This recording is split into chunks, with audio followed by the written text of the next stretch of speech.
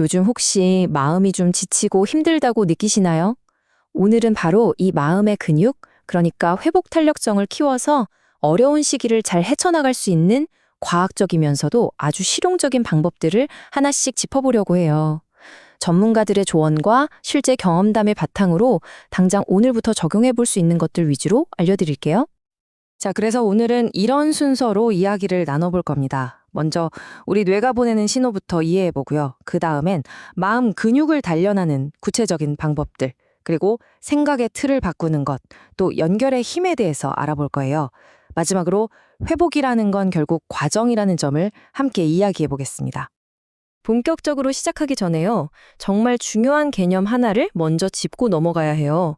우리가 보통 마음이 아프다라고 하잖아요. 근데 사실 그건 어디가 아프다는 신호일까요?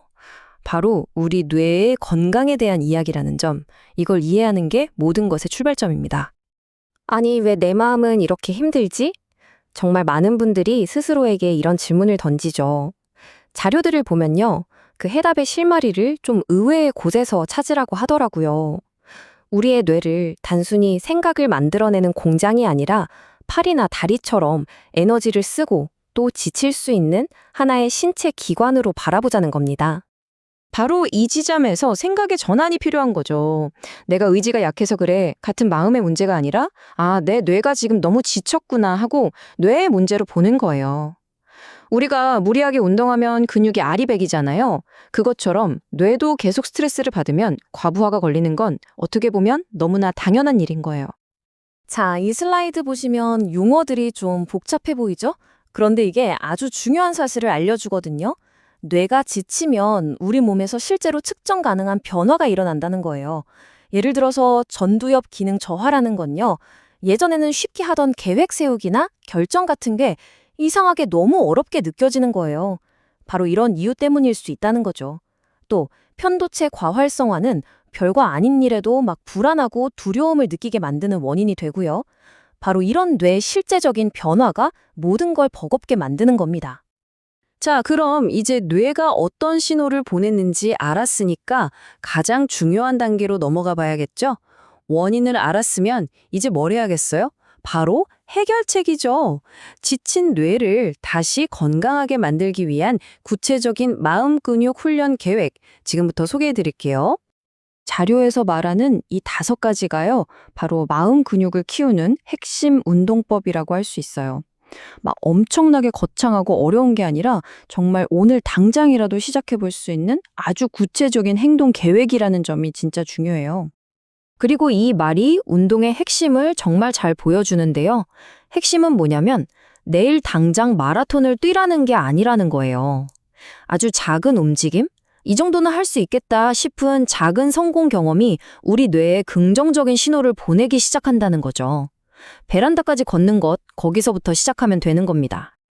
자, 몸을 움직이는 것만큼이나, 아니 어쩌면 그 이상으로 중요한 게 또 있습니다. 바로 우리 머릿속을 떠나지 않는 이 생각들과의 관계를 다시 설정하는 거예요. 자료들은 이 생각의 전환이 가진 놀라운 힘을 계속해서 강조하고 있습니다. 그러니까 핵심은 이거예요. 머릿속에 떠오르는 부정적인 생각들을 이건 팩트야, 진실이야 라고 그냥 받아들이는 걸 멈추는 겁니다. 대신에 마치 과학자처럼 이런 가설이 있군. 한번 검증해볼까? 하고 한 발짝 떨어져서 보는 거죠. 이 슬라이드를 보시면 그 차이가 아주 명확하게 보일 거예요. 왼쪽처럼 난 모든 걸 망쳐 라고 딱 단정 지어버리면 더 이상 할 수 있는 게 없잖아요. 그런데 오른쪽처럼 내가 이걸 망칠 수도 있다? 근데 그게 진짜 사실일까? 라고 질문을 던지는 순간 상황이 완전히 달라져요.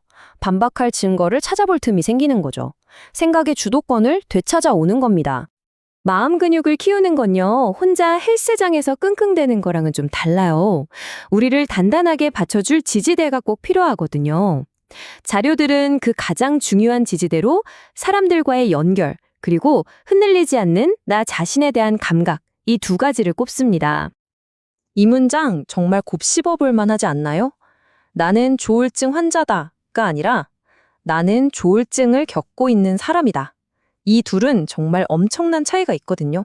어떤 진단명이 내 존재 전체를 설명하게 내버려두지 않는 것.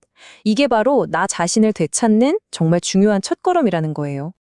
자료들을 보면요, 이 연결이 가진 힘에 대해서 정말 계속해서 강조하거든요. 그리고 그 모든 힘을 딱 하나의 숫자로 압축해서 보여주는데 바로 이 숫자입니다. 네, 바로 숫자 1의 힘입니다. 세상 모든 사람이 날 이해해주고 지지해줄 필요가 없다는 거예요. 그냥 나를 온전히 믿어주는 단 한 사람. 그 한 사람만 곁에 있어도 우리는 무너지지 않고 계속 나아갈 수 있는 힘을 얻는다는 거죠. 여러분에게는 그런 한 사람이 있나요?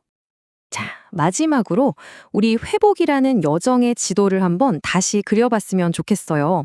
많은 분들이 회복을 결승선이 정해져 있는 어떤 경주처럼 생각하시는데 사실은 그렇지 않다는 거죠. 오히려 끝없이 이어지는 오르막과 내리막이 있는 긴 산책길에 더 가깝습니다.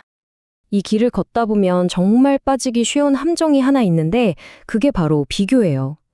저 사람은 저렇게 잘 이겨내는데 나는 왜 이 모양일까 하는 생각이요. 하지만 꼭 기억하세요. 이 여정에서 우리가 비교해야 할 유일한 대상은요, 다른 누구도 아니고 바로 어제의 나 자신뿐입니다. 강우라는 청년이 남긴 이 말이 이 여정의 본질을 다 보여주는 것 같아요. 꼭 완벽하게, 환하게 빛나지 않아도 괜찮다는 거예요. 때로는 이렇게 흔들리고 불안정하게 느껴지더라도 나라는 존재 그 자체로 이미 빛나고 있다는 사실, 그걸 잊지 않는 게 정말 중요합니다. 저희는 여러분께 이 질문을 하나 남기면서 오늘 이야기를 마무리하려고 합니다. 오늘 살펴본 내용들이 보여주듯이 회복이라는 건 어느 날 갑자기 일어나는 거대한 도약이 아니거든요. 대신 아주 작고 꾸준하고 또 나 자신을 아껴주는 그런 소중한 발걸음들이 모여서 이루어지는 거니까요.